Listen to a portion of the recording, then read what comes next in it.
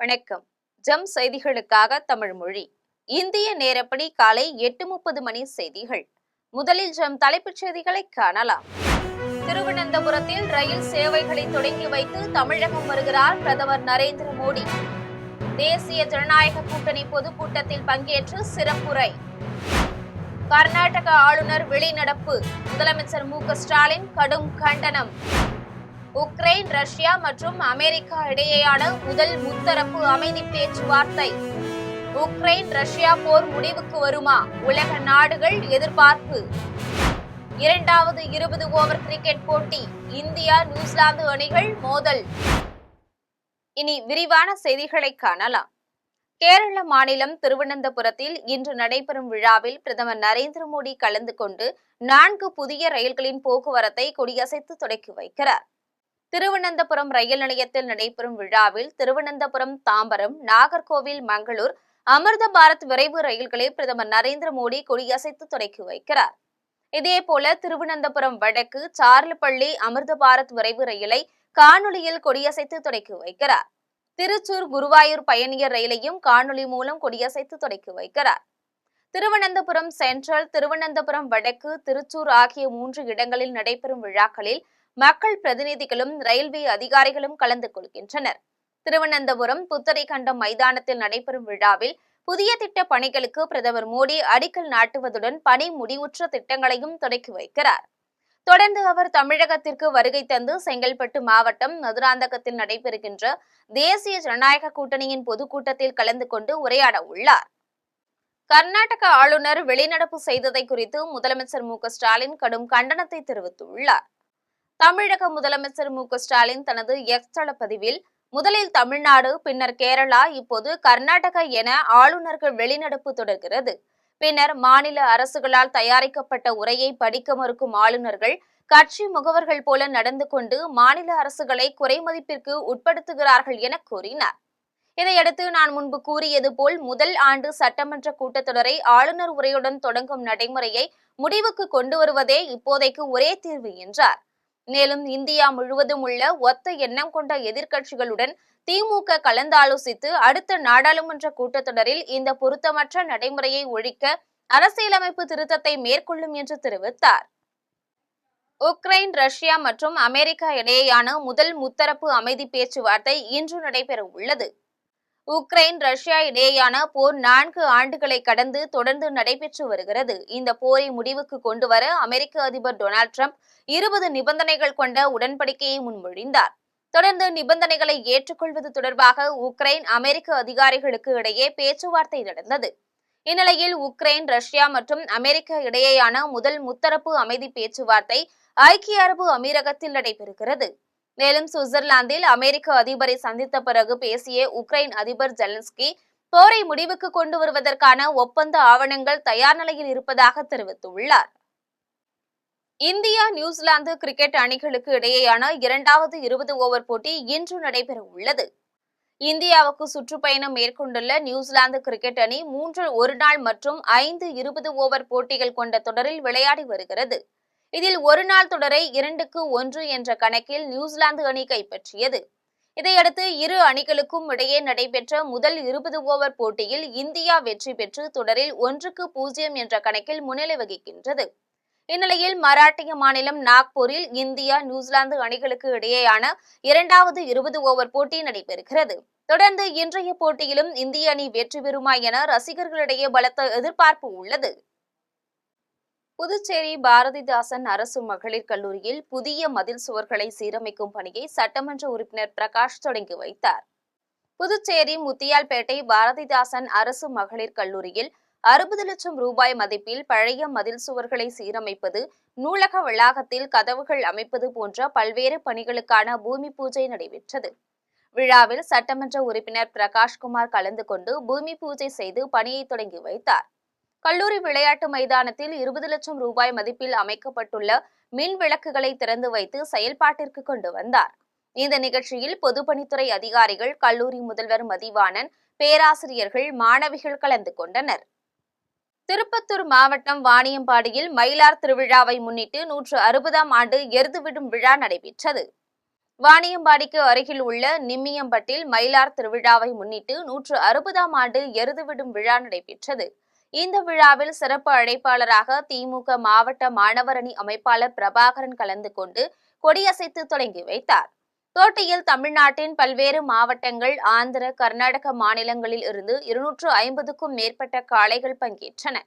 விழாவில் குறைவான நேரத்தில் இலக்கை அடையும் காளை உரிமையாளர்களுக்கு முதல் பரிசாக திமுக மாவட்ட மாணவரணி அமைப்பாளர் பிரபாகரன் சார்பில் இருசக்கர வாகனம், இரண்டாம் பரிசாக திமுக ஆலங்காயம் மேற்கு ஒன்றிய செயலாளர் ஞானவேல் சார்பில் ஸ்பிளென்சர் பிளஸ் இருசக்கர வாகனம், மூன்றாம் பரிசாக வாணியம்பாடி திமுக நகர செயலாளர் சரத்குமார், நகரமன்ற தலைவர் உமாபாய், சிவாஜி கணேசன் ஆகியோர் சார்பில் ஹீரோ டீலக்ஸ் இருசக்கர வாகனம் ஆகியவை பரிசாக வழங்கப்பட்டன.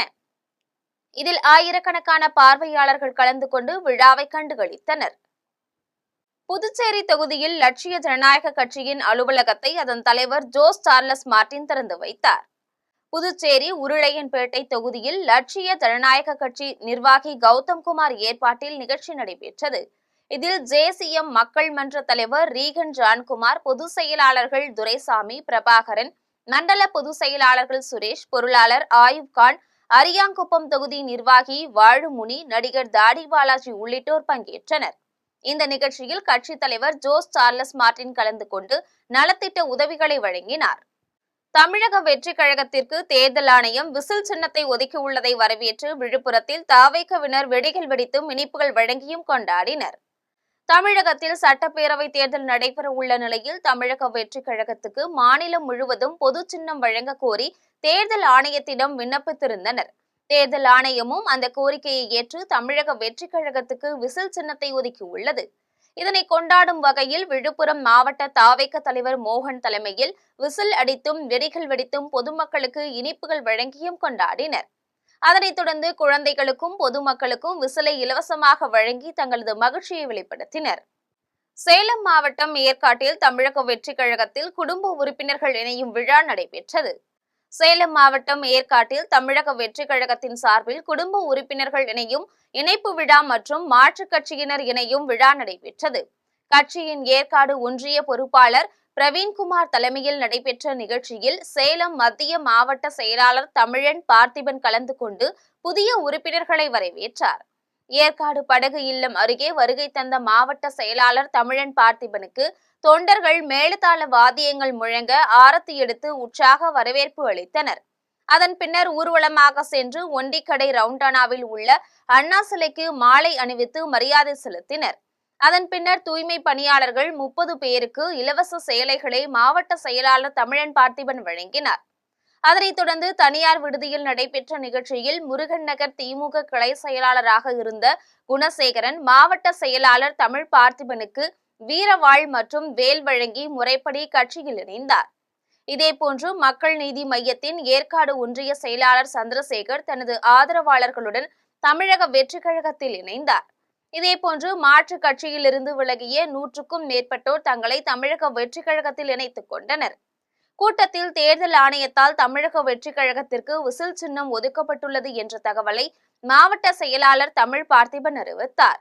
இதனை கேட்ட தொண்டர்கள் அனைவரும் விசிலடித்து லட்டு வழங்கி தங்கள் மகிழ்ச்சியை வெளிப்படுத்தினர். நிகழ்ச்சியில் கட்சியின் முக்கிய நிர்வாகிகள், தொண்டர்கள் மற்றும் பொதுமக்கள் திரளாக கலந்து கொண்டனர்.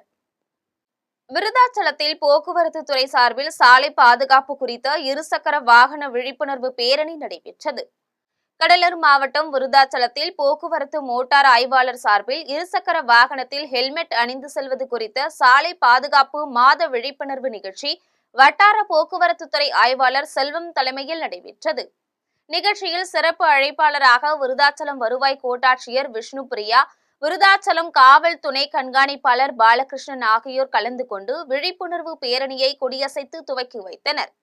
பேரணியில் விருதாச்சலம் மோட்டார் வாகன ஆய்வாளர் பெரியசாமி, காவல் உதவியாளர் காந்தி, போக்குவரத்து உதவி ஆய்வாளர்கள் செல்வநாயகம், ராமஜெயம், சிறப்பு உதவி ஆய்வாளர் சுரேஷ் உள்ளிட்ட விருதாச்சலம் இருசக்கர வாகன விற்பனையாளர்கள், விருதாச்சலம் ஓட்டுநர் பயிற்சி பள்ளி உரிமையாளர்கள், சமூக ஆர்வலர்கள் பலர் கலந்து கொண்டு முக்கிய வீதிகளின் வழியாக சென்று இருசக்கர வாகன ஓட்டிகள் தலைக்கவசம் அணிவதின் அவசியம் குறித்தும், சாலை விபத்துகளை குறைப்பதின் அவசியம் குறித்தும் பொதுமக்களிடையே துண்டு பிரசுரங்களை வழங்கி விழிப்புணர்வு ஏற்படுத்தினர். தெற்காசியாவிலேயே முதன்முறையாக சென்னை போரூர் ராமச்சந்திரா மருத்துவமனையில் அதிவிரைவாகவும் மிக துல்லியமாகவும் குறைந்த கதிர்வீச்சில் படமெடுக்கக்கூடிய நவீன சிடி ஸ்கேனர் அறிமுகம் செய்யப்பட்டுள்ளது. சென்னை போரூரில் உள்ள ராமச்சந்திரா மருத்துவமனையில் ரேடியாலஜி பிரிவின் கீழ் புதிய சிடி ஸ்கேனர் கொண்டு வரப்பட்டுள்ளது. GE revolution apex elite 512 slice என்ற சிடி ஸ்கேனர் மூலம் துல்லியமான நோயறிதலுக்கும் குறைந்த கதிரியக்க படம் பிடித்தலுக்கும் எளிதாக்கப்பட்டுள்ளது. மேலும் இந்த சிடி ஸ்கேனர் கதிரியக்க பணியாளர்களுக்கு கதிர்வீச்சை குறைத்து படத்தின் தரத்தை உயர்த்தி மருத்துவர்களுக்கு சிறந்த தகவல்களை அளிக்கக்கூடிய வகையில் உருவாக்கப்பட்டுள்ளது. இதன் மூலம் சவாலான கதிரியக்க பதிவுகளை ஆராய்ந்து கணிப்பதில் உள்ள சிரமங்கள் இனி இருக்காது என மருத்துவ வல்லுநர்கள் தெரிவித்துள்ளனர். மேலும் ECG மற்றும் மருந்துகளின்றி ஒரே மூச்சில் செய்யக்கூடிய இதய பரிசோதனை, செயற்கை நுண்ணறிவு அடிப்படையிலான பட மறுவடிவமைப்பு தொழில்நுட்பங்களை 5 நிமிடங்களுக்குள் விரைவாக பதிவு செய்யக்கூடிய வசதியையும், துல்லியமான ஊசி செலுத்துவதற்காக நிழல் அடிப்படையில் பதிவு செய்தலையும் இந்த சிடி ஸ்கேனர் சிறப்பம்சமாக கொண்டுள்ளது என்றும் மருத்துவ வல்லுநர்கள் தெரிவித்துள்ளனர். முதல்ல ஏசியாலேயே first machine CT scan machine இங்கே போட்டிருக்கோம். எபெக்ஸ் எலைட்னு சொல்லிட்டு அது 512 மேட்ரிக்ஸ் பண்ணுற மாதிரியா. அதில் என்ன அட்வான்டேஜ் இருக்குன்னா, கார்டியாக் சிடி பண்ணும்போது 1 மினிட்குள்ளே without drug without ECG monitoring அது பண்ண முடியும். வரும் 27ஆம் தேதி காட்டுமன்னார் கோவில் பகுதிக்கு வருகை தரும் சிதம்பரம் நாடாளுமன்ற உறுப்பினர் தொல் திருமாவளவனை வரவேற்பது என காட்டுமன்னார் கோவிலில் நடைபெற்ற செயற்குழு கூட்டத்தில் தீர்மானம் நிறைவேற்றப்பட்டது. கடலூர் மாவட்டம் காட்டுமன்னார் கோவில் சட்டமன்ற தொகுதியின் விடுதலை சிறுத்தைகள் கட்சியின் சார்பில் மாவட்ட செயற்குழு கூட்டம் நடைபெற்றது.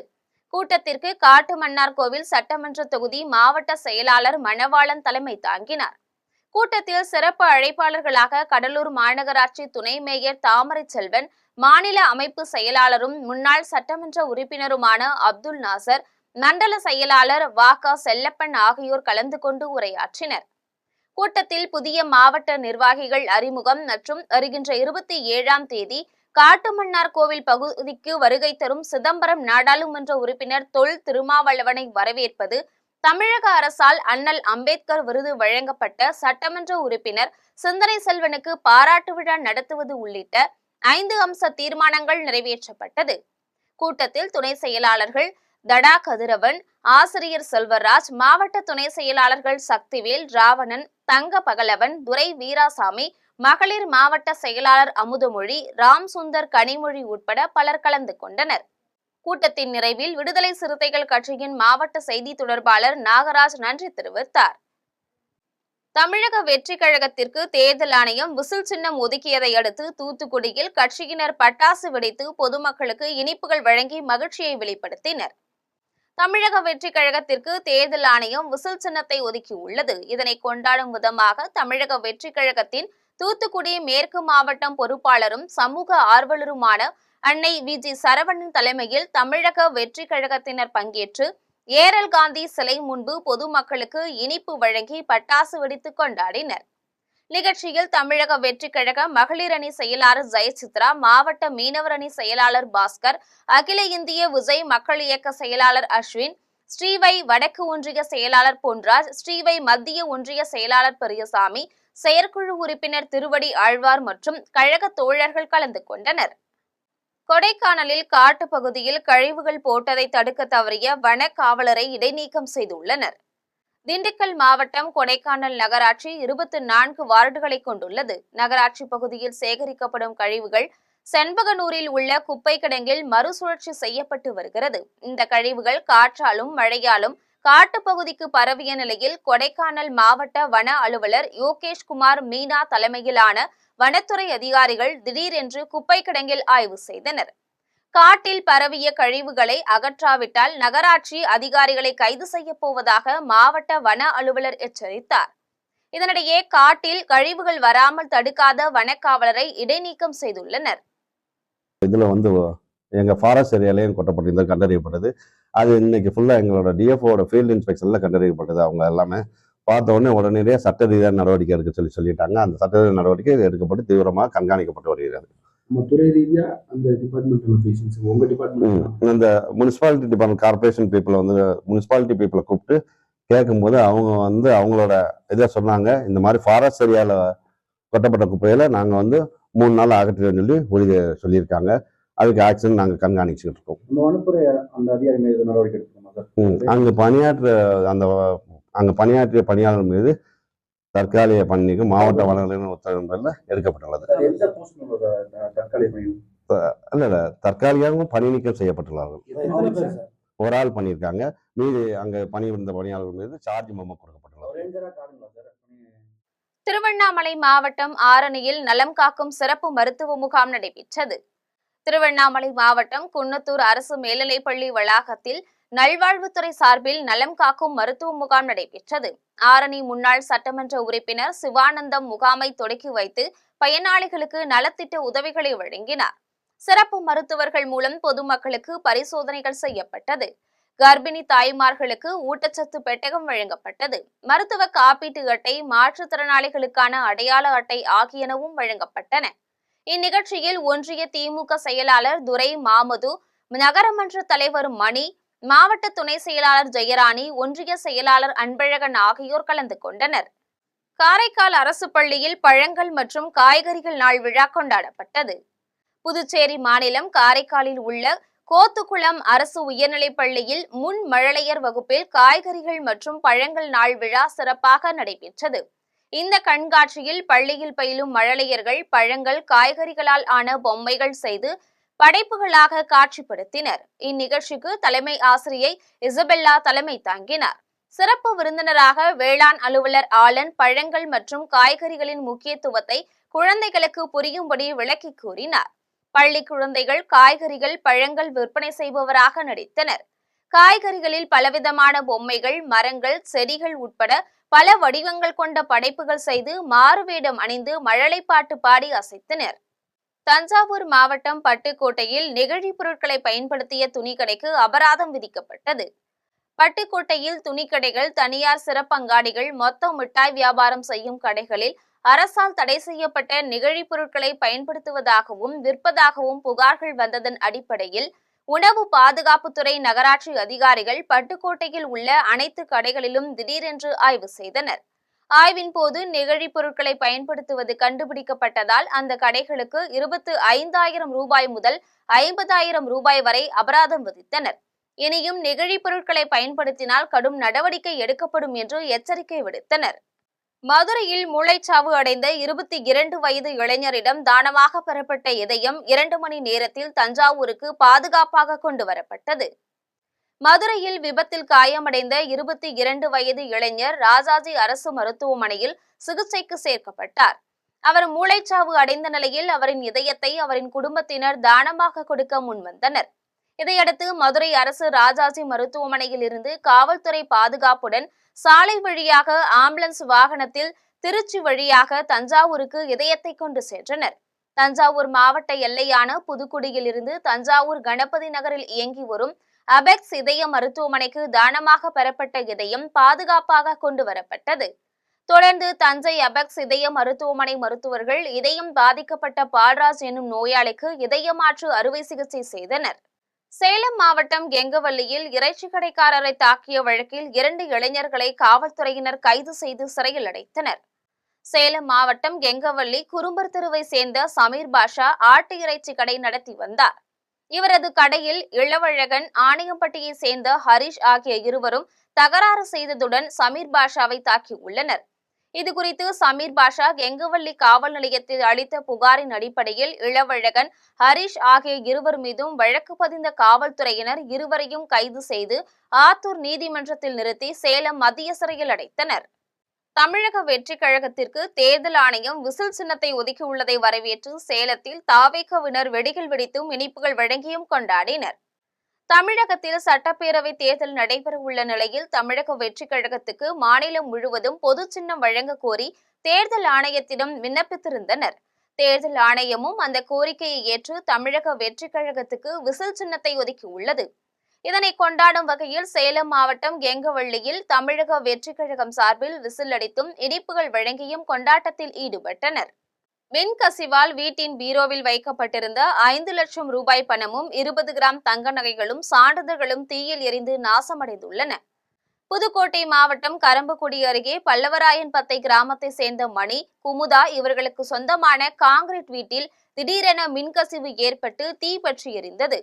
அப்போது வீட்டிலிருந்து புகை வருவதை கண்ட அக்கம் பக்கத்தினர் தீயினை போராடி அணைத்தனர். இதனை அறிந்த வீட்டின் உரிமையாளர் மணி, குமுதா வந்து பார்த்தபோது வீடு கட்டுவதற்காக பீரோவில் வைக்கப்பட்டிருந்த 5 லட்சம் ரூபாய் பணமும் 20 கிராம் தங்க நகைகளும் சான்றிதழ்களும் உள்ளிட்ட பல்வேறு பொருட்கள் முற்றிலும் தீயில் எரிந்து கருகி நாசமாயின. இதையடுத்து மின்கசிவு காரணமாக ஏற்பட்ட தீ விபத்தில் அரசு உதவிக்கரம் நீட்ட கோரியும் ஆவணங்களையும் சான்றிதழ்களையும் வழங்க அரசு நடவடிக்கை எடுக்க கோரியும் கோரிக்கை விடுத்தனர். தமிழக வெற்றிக் கழகத்திற்கு தேர்தல் ஆணையம் விசில் சின்னத்தை ஒதுக்கியதை வரவேற்று ஓமலூரில் கட்சி நிர்வாகிகளும் தொண்டர்களும் உற்சாகமாக கொண்டாடினர்.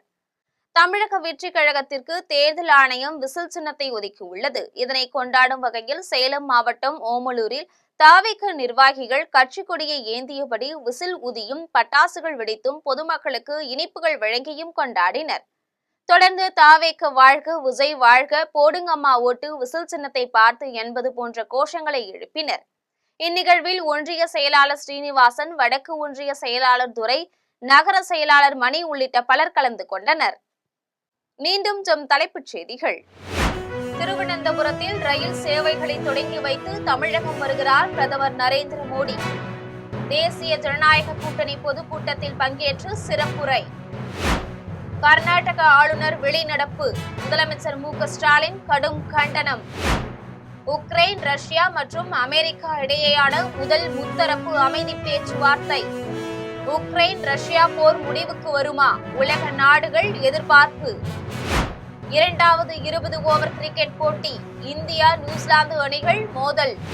இத்துடன் ஜெம் செய்திகள் நிறைவடைகின்றன. மீண்டும் ஜெம் செய்திகள் மதியம் 1:30 மணிக்கு. உடனுக்குடன் செய்திகளை காண GemLive.tv என்ற இணையதளத்தில் இணைந்திருங்கள். நன்றி, வணக்கம்.